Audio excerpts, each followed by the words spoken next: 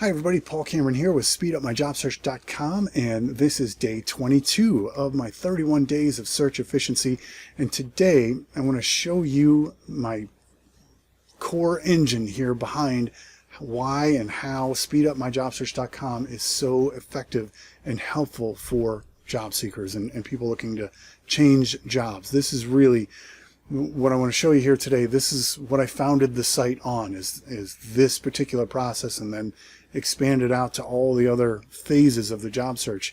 But it was built around this, what I'm going to show you here. And there's a number of reasons why this is so helpful. I mean, number one, when you're doing the same things across all your leads, you're working them all through the same job lead life cycle, well, that'll allow you to compare them a lot more evenly, if that makes sense. So it's kind of like if you're going to hire a person and you've got a number of candidates coming through, you want to make sure you're asking them all the same questions. You want to go after the same, skills assessments. You want to make sure you're doing the same things so you can compare apples to apples, right? You want to make sure it's an equal playing field for all the candidates. Well, same thing here. While an employer needs to try to minimize the risk of a bad hire, you need to minimize the risk of accepting a bad offer. And secondly, when you're doing the same things all the way through the process for all of your highest priority job leads, well, it becomes so much easier to figure out where you can improve, right? That makes it so much easier to accelerate your results. And if you think about this, if you take all your results from this week, 100% of your efforts to get results this week, and you notice that a majority of your results came from 20% of your actions, right? So you got 100% of your results are coming from 20% of your actions, right? Now that's the Pareto principle. That's not, something I've come up with. But if you then take these 20% of your actions and next week you make those the 100% of your actions, and then you do another retrospective at the end of next week and you figure out where you are getting your best results from that grouping, and you see that those results are coming from 20% of the 20%, and the following week you then make that your new 100%. If you keep doing that week after week after week, hopefully you can see how exponentially better and faster you will get results when you've got already a great starting point with a time-tested, proven process that has worked for so many people over all these years.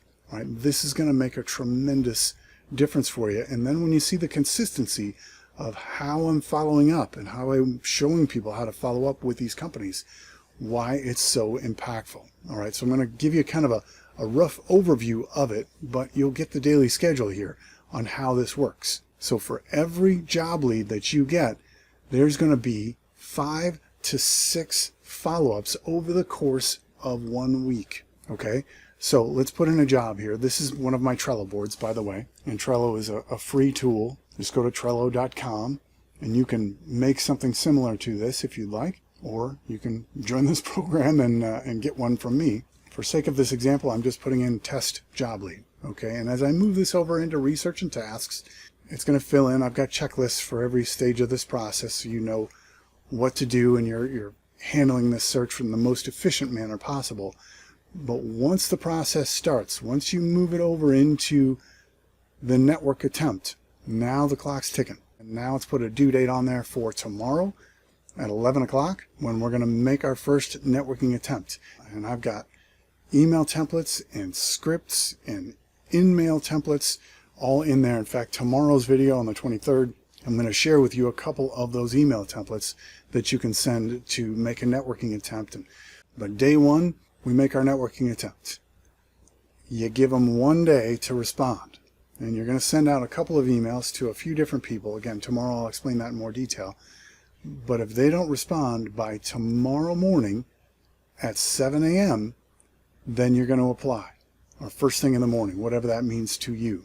So if you apply to this position, this is day 2, and you mark on this card that you did make a networking attempt first, and you applied, I'll just pick today's date, that's going to track on my data when I'm running these reports at the end of the week how many of the positions that you've applied to that you made a networking attempt first versus the number that you didn't, so that we've got an automated process to say, okay, well, based on these numbers, here's what I recommend you do next. All right, so now it's been 2 days. You made the networking attempt. The next day you apply to the job. If you still haven't heard anything, then the very next day we're following up again with the people that we had reached out to on the first day. So this is hiring managers and people within the department who you would be working with. If they still don't apply, you're going to follow up on day 4 with HR. All right, now you notice on these 3 days I did not reach out to HR.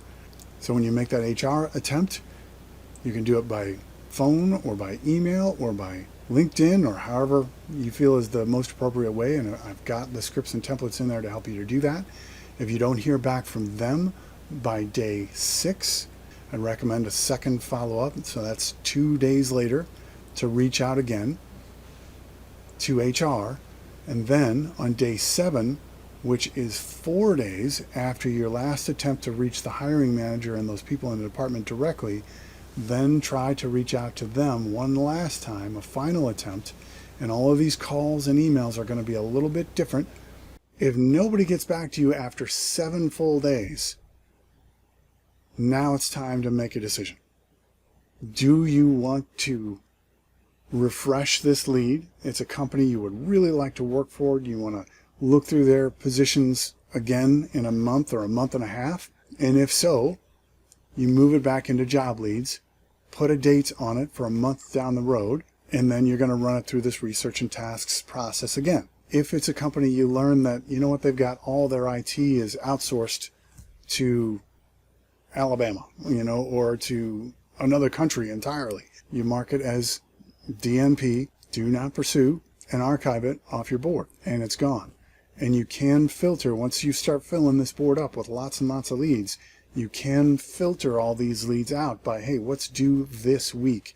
So if you got 150 different cards on here, you click what's due in the next week, and that's all you can see on the board. So it becomes very clean and organized, and you're just focused on what you need to be focused on. You don't have to worry about that one position coming up again or forgetting about that job or that company in a month from now, because it will show up when the date is appropriate. All right, so persistence and consistency and the constant retrospectives to where you're focusing in on what works and what doesn't work, that's what's going to make this work for you. And a lot of people, I just had this conversation again last week, where people say, hey, you need to put a guarantee on your program that it's going to work for me. And you know what, it's kind of like a gym membership. You know what, they can't guarantee you're going to get stronger or you're going to lose weight just because you signed up for a membership. Right? You have to come in here and use the tools, right? I can only guarantee what I can control. I can't control what you're going to do. But I hope you can see that the process is set up in such a way that it's almost impossible to fail, right? If you have a process right now, you follow this process and it's awful and only 1% of the things work, of all the suggestions I give you, well, then next week just do the 1%. And that's all you do for your entire search process. Doesn't it make sense that it would get better if you're only doing the things that work? And then of that, you then fine tune to what's working within that the next week, and then fine tune again within that. How can that not get better? Right? Does that make sense? So when you've got a proven process that does work, and it's worked for hundreds of people already, and you're improving on that based on your particular style and personality type and preferences. But I hope this is starting to sink in, that there is a more efficient way to find your next position. You just have to figure out, do I really want to find my next position? And if you do, why not go after it 100%?